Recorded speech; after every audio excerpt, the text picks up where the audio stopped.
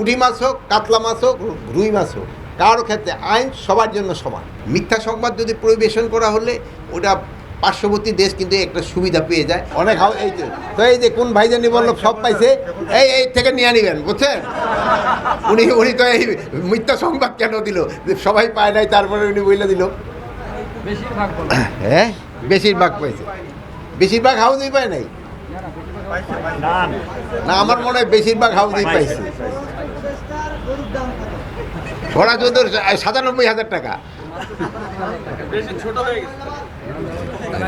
তাও স্যার ভাগ আছে, তাও আবার পুরাটা আমার নিজের না। আচ্ছা, আর কোনো কিছু? হ্যাঁ, ডিসকাউন্ট না, ছোটোটা কিনলে ডিসকাউন্ট। শোনেন, এখানে প্রতিবারের মতো এবারও ঈদের জামাত এখানে সকাল 7:30টায় হবে। এখানে সব ভিভিআইপিরা এখানে সবাই আসেন এবং প্রতিবার যেমন ভালোভাবে হয় এবারও আমরা আশা করতেছি সব কিছু ভালোভাবে হয়ে যাবে।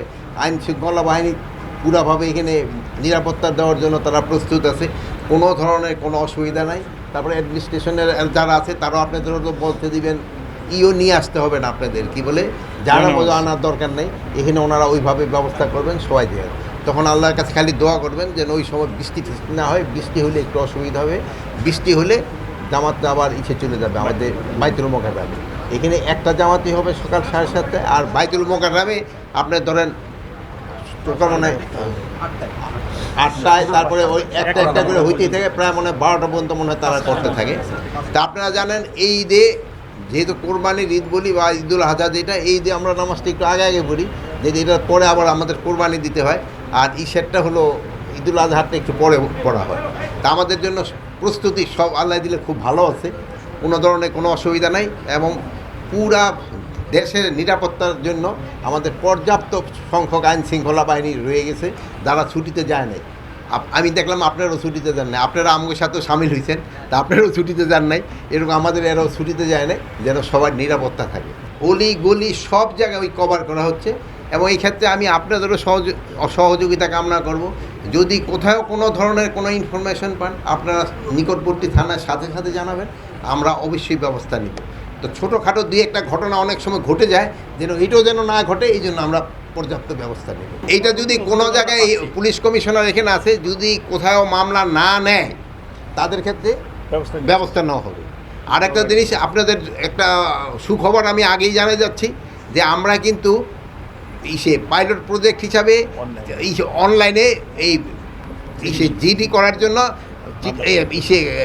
সিলেট ডিভিশনটা প্রথমে আমরা নিছি। ভবিষ্যতে আমরা এই জিডি এবং মামলা দুটোই যেন অনলাইনে নিতে পারে, এই জন্য আমরা ব্যবস্থা করতেছি। থানায় গিয়ে যেন কারো কোনো ভোগান্তি না হয়, এই জন্য আমরা চেষ্টা করতেছি। বাট আমরা পুরাটা এখনও কভার করতে পারিনি। আমরা পাইলট প্রজেক্টটা সিলেট ডিভিশন দিয়ে আমরা শুরু করছি। আইন শৃঙ্খলা বাহিনীর সাথে সাথে তো আপনারাও যান, কোথাও কোনো ঘটনা ঘটলে আপনারাও আমাদের জানাবেন। এইটা কিন্তু আমরাও যেরকমভাবে সজাগ হবে, আইন শৃঙ্খলা বাহিনীর সঙ্গে জনগণের সজাগ, আপনাদের সহযোগিতাটা কিন্তু আমাদের দরকার। যে জায়গায় যে কোনো ঘটনা ঘটে আপনারা অবশ্যই জানাই দিবেন, সত্যি ঘটনা অবশ্যই জানাবেন। কিন্তু অনেক সময় আছে দুই এক জায়গায় একটু এক্সাজারেট রিপোর্ট হয়ে যায়, ওইটা যেন না হয়। মিথ্যা সংবাদ যদি পরিবেশন করা হলে ওটা পার্শ্ববর্তী দেশ কিন্তু একটা সুবিধা পেয়ে যায় এবং ওইটারে তারা ফলাও করে লেখে। কিন্তু আপনাদের একটা সুনাম আছে, আপনারা মিথ্যা সংবাদ পরিবেশন করেন না, আপনারা সবসময় সত্য সংবাদ পরিবেশন করে থাকেন, এইটা আপনারা বজায় রাখবেন।